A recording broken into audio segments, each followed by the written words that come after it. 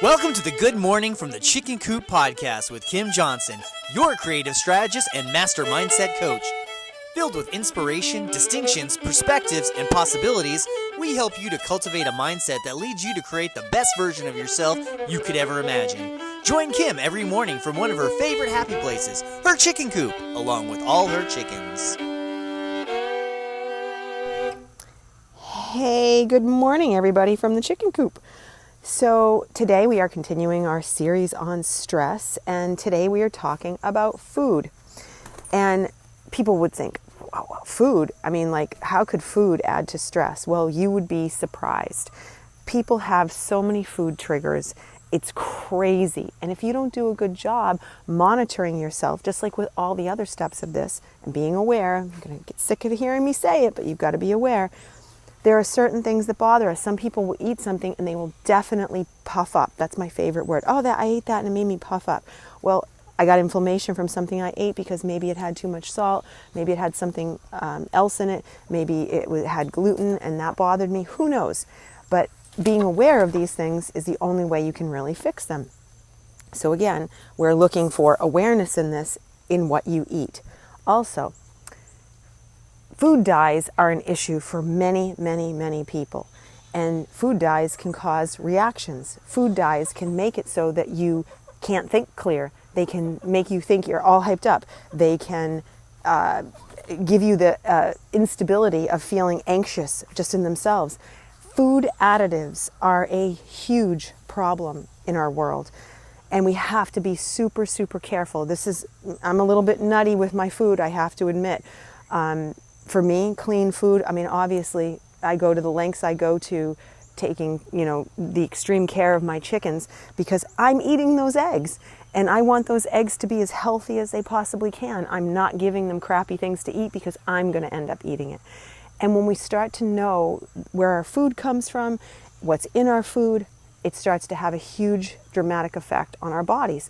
So you have to look at the food additives that you're taking in. You have to look at coffees, teas. Am I drinking too much of this? Am I adding this in too late in my day so that I can't function at night? This is causing me problems.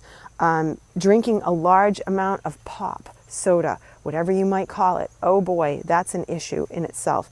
I know so many of my clients, we've had to, over the years, detox from the intake of soda. It's a struggle, it's addictive, and you've got to get it out of your life because it's not going to help you with stress. And, again, this is such a big deal about how these little things show up and stack. And really, stress comes down to it's a stacking effect. It might not be just one thing. It's like lots of little things. So when you really look at it, 9 times out of 10 with my clients, when we're talking about reducing stress and going through all of this, to make make everybody healthy again, it is a stacking effect. It's multiple items, not just one. So you have to be a detective. You have to really think about what's happening so that you function at a high level to decode it. It's like going into one of those rooms where you get locked in, and then you have to solve the mystery in order to get out. And it's not just one clue, you have to have many clues in order to get out. Well, often this is exactly the case we're dealing with when it comes to stress. So keep that in mind. Multiple things are probably stacking up with the food, with the environment, with the conditions of what you're doing. Lots of little pieces of the puzzle. So back to one of the biggest things about food I can tell you is eating too late. Because, oh my gosh, when your body is so hunkered down in having to, get rid of and digest food, it's so hard to sleep well. You might fall asleep for a very short period of time, 2 hours, and then you're wide awake. Well, that's because whatever you ate is now giving you energy.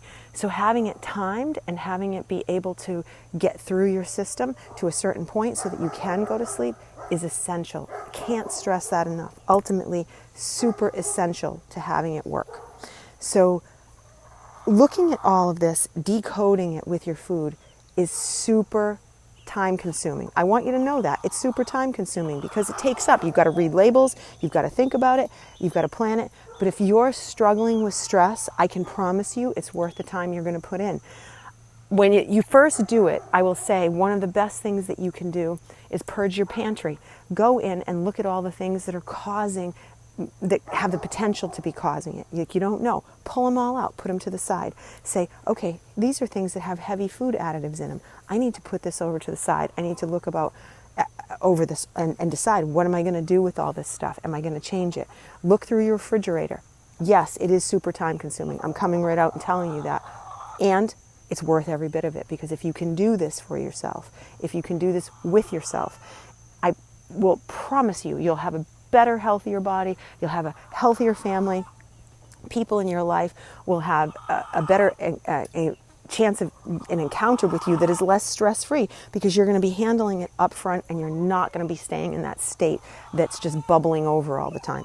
So hopefully this was helpful. You're going to go out and be those food detectives. You're going to figure it out as to what those triggers are, get that cleaned up in your life, and it's another piece of the puzzle. And I will see you tomorrow, my friends. I hope you have a blessed day. Bye.